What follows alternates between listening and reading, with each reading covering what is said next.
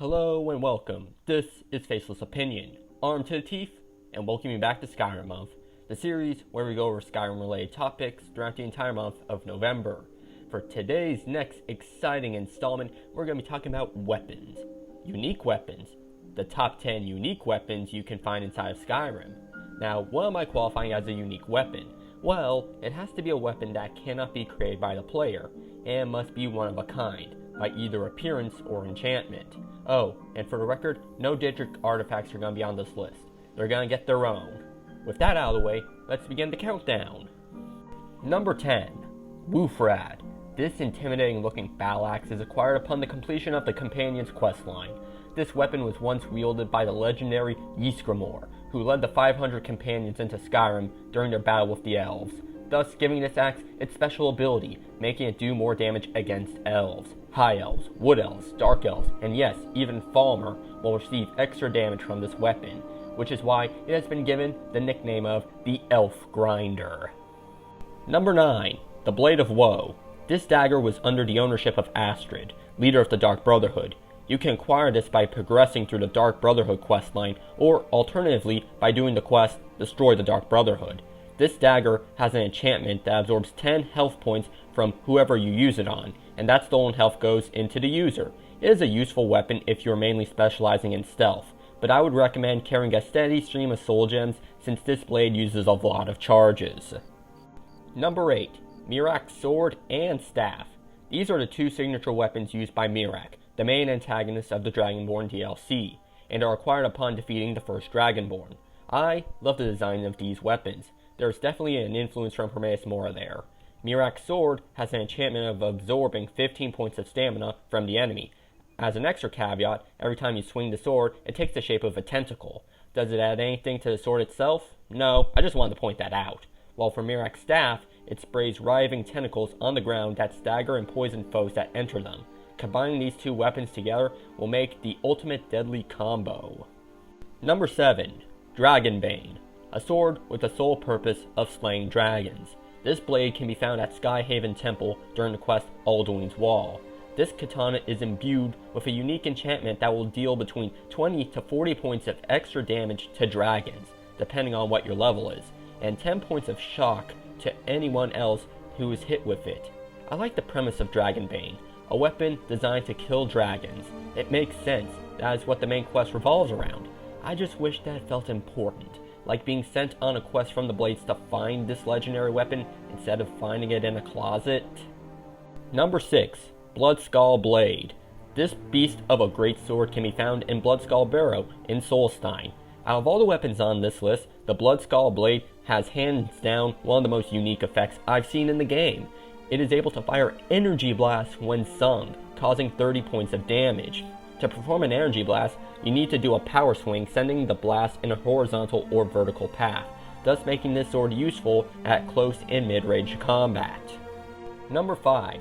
Blood Scythe and Soul Render. Yes, we got a number combo pair showing up on the list.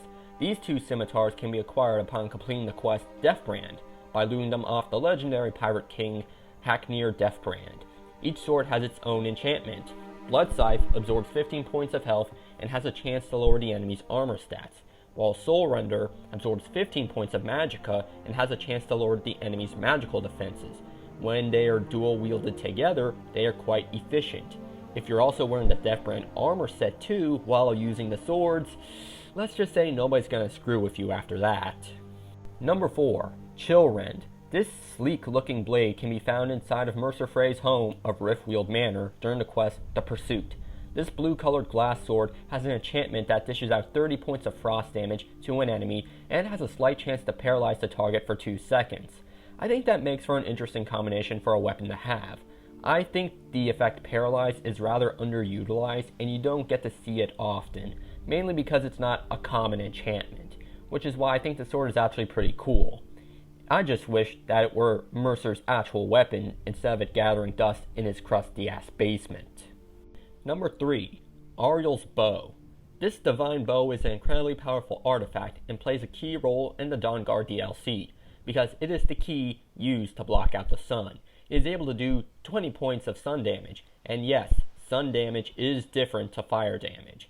When used against the undead, the bow can do triple damage, and that isn't even adding in the base damage too. However, what makes this bow different from others is that it has special arrows that can fire, and they can change the bow's properties. If sun-hallowed arrows are used and aimed at the sun, it will cause a fiery solar flare that can damage all enemies in the vicinity. While if blood-cursed arrows are used on the sun, it will cause the sun to be blacked out for 24 hours, making it ideal for vampires who do not want to deal with the negative effects of the sun.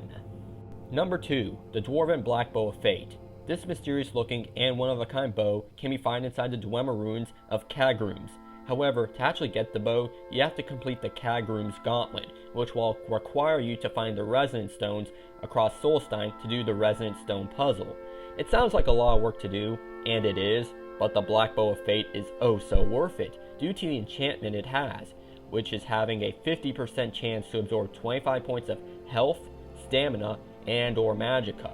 It can absorb all 3 attributes. That is amazing. I know if you're a skilled enough enchanter, you can give a weapon 2 different enchantments, but 3? That is just wild, man. Number 1. The Championscudgel.